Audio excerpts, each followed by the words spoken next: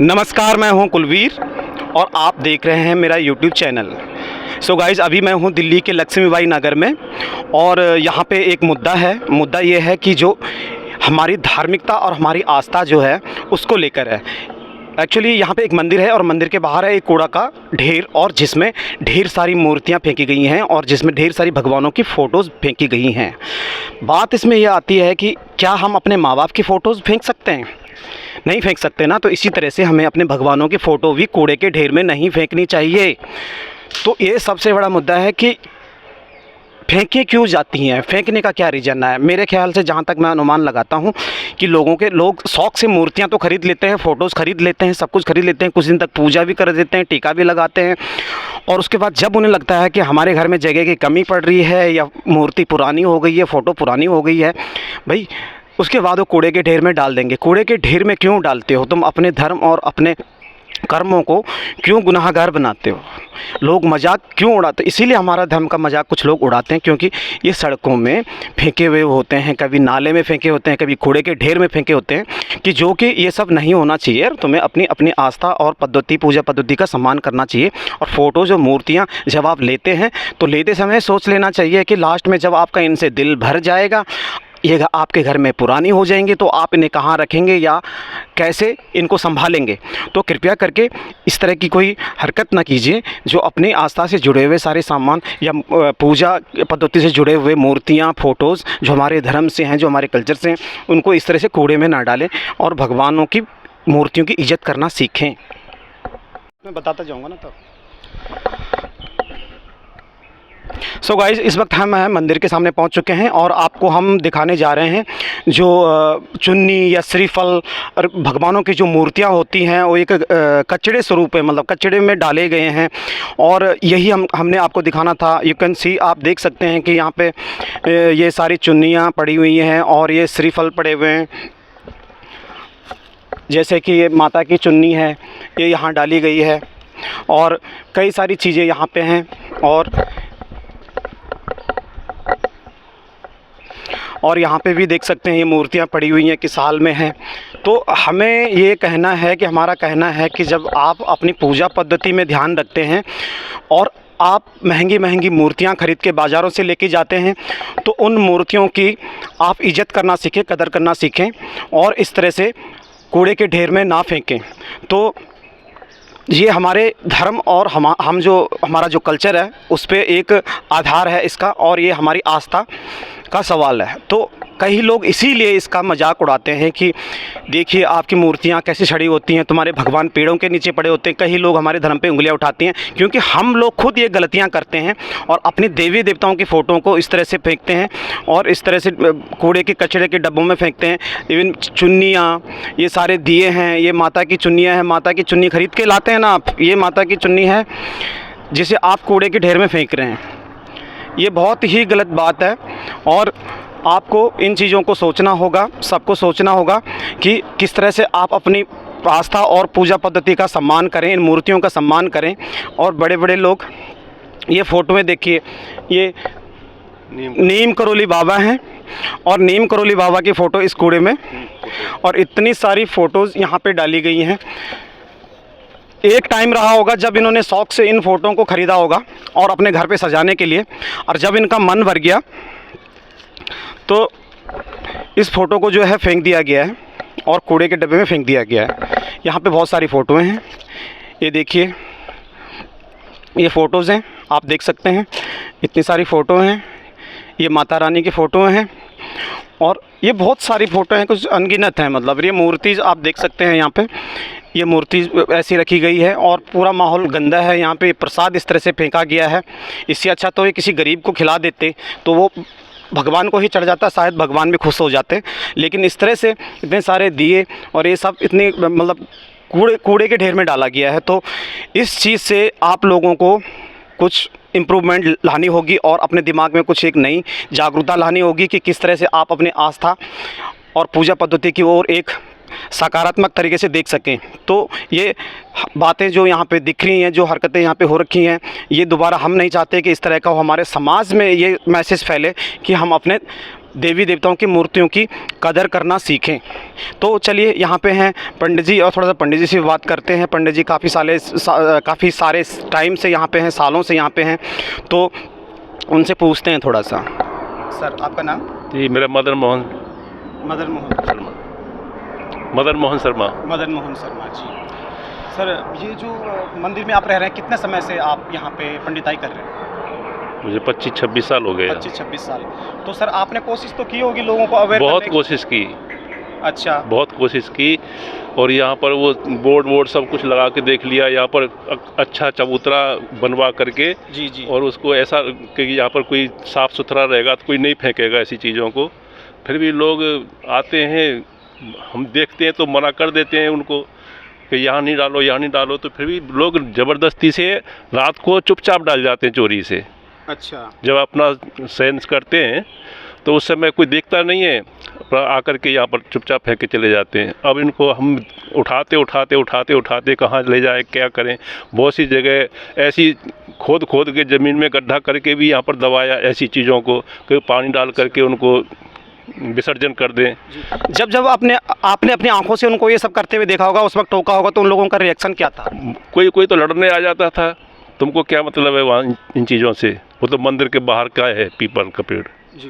तो आपने कभी ये नहीं कोशिश किया कि कभी मतलब एक लीगली तौर से उन लोगों को समझवाने की? बहुत अच्छी तरह से समझाया कई बार कि भाई यहाँ पर कोई ऐसा तो नहीं है कि कोई गंगा जी हो, ये सब पेड़ों की तुम पूजा करते हो। जी। पूरे समय नवरात्रों में पूजा करते हो 9 दिन। जी। फिर ही उनको ला करके 10वें दिन यहाँ विसर्जन कर छोड़ जाते हो। तो पंडित जी आपके हिसाब से जो ये विसर्जन होना चाहिए, या मूर्तियाँ उनके घर में पुरानी हो चुकी हैं और उनके घर में जगह नहीं हो रही और शौकिया तौर पे वो मूर्तियाँ खरीद लेते हैं, तो चलो खरीद लिया, मगर फाइनली उनका दिल भर गया, वो मूर्ति उनको अच्छी नहीं लग रही है, उनको कूड़े में डालना है, इससे अच्छा उनको क्या करना चाहिए कि कहाँ इसका विसर्जन? उनका अच्छा ऐसा है कि एक मूर्ति अपनी चाहे पीतल की ले ले, तांबे की ले ले, सोने की, चांदी की, कोई भी मूर्ति घर में रखें और रोज़ पूजा करें। उनकी ऐसा नहीं है कि दिवाली पर मिट्टी की मूर्ति ले आए फिर दूसरे दिन उनको विसर्जन करें। वही उसी मूर्ति को हर रोज़ पूजें, न विसर्जन की जरूरत पड़ेगी न किसी की, और हर रोज़ भगवान की पूजा भी होगी। तो ऐसी स्थिति बनाएं कि कागज़ की हर त्यौहार को वो एक दिन के लिए पूजा करेंगे कि 10 दिन पूजा करेंगे, उनको उठा करके फिर कूड़े में डाल देंगे। तो ऐसा न करके इसकी स्थिति है कि ये मिट्टी की मूर्ति ले आए, मिट्टी की मूर्ति अपना किसी गमले में डाल दो, पानी करके रख दो, उसका मिट्टी में मिला दो, उसको विसर्जन। जी। तो पंडित जी अब हम आपसे गुजारिश करना चाहेंगे कि कुछ इस तरह का आप भी कुछ एक स्टेप उठाएं, जिस तरह से कि मतलब ये लोग इस तरह की हरकत ना करें, इस तरह से कूड़े में भगवानों की चुन्नियाँ, माताओं की चुन्नियाँ और ये सारे प्रसाद और ये फ़ोटोएँ। नीम करोली बाबा की बात करें तो दूर दुनिया से लोग नीम करोली बाबा के दर्शन करने के लिए नैनीताल कैंची धाम में जाते हैं, और यहाँ पे मैं देख रहा हूँ कि ये फ़ोटोएँ जो हैं यहाँ पे फेंकी हुई हैं। हाँ, किसी के घर में सजाई हुई होंगी, अब उनका दिल भर गया, उन्होंने कूड़े में डाल दिया। ये सरकारी क्वार्टर हैं, कोई रिटायर होके चला गया हो या कोई बदली कर लिया हो मकान की, इसलिए वहाँ से जो फ़ोटो हैं वो पुरानी उनको उठा करके कूड़े में डाल दिया। अब वो अपना दूसरे घर में चले गए होंगे, ऐसा भी हो सकता है। तो वो ये अनादर ही है एक संत पुरुषों का, महान भावों का, ऐसा नहीं होना चाहिए। जी। देखते भी हैं तो समझाते हैं उनको, बहुत समझाते हैं। कोई तो समझ मान जाता है तो अपना इस चीज़ों को नहीं करता, वो अपना ले जाता है उठा करके, फिर अपना तरीके से कहीं विसर्जन कर देता है। और बहुत से ऐसे होते हैं कि अब एक बार ले गए फिर दूसरी बार रात को छोड़ गए, चुपचाप डाल गए, फेंक गए। और कुछ ऐसे होते हैं कि वो तुमको क्या मतलब है, वो लड़ने के लिए भी आ जाते हैं कि तुमको। जी। चलिए यहाँ पे कुछ लोग और हैं जो इस आसपास के मोहल्ले में रहते हैं। और 22 तारीख को जब ये अपने राम जी की प्रतिष्ठा हुई थी अयोध्या में, वहाँ पर एक टीम आई थी, वहाँ पर सब कुछ साफ करके बिल्कुल क्लीन करके गई थी। जी। तो यहाँ सब कुछ नहीं था, वो इतने दिन में फिर इतना हो गया।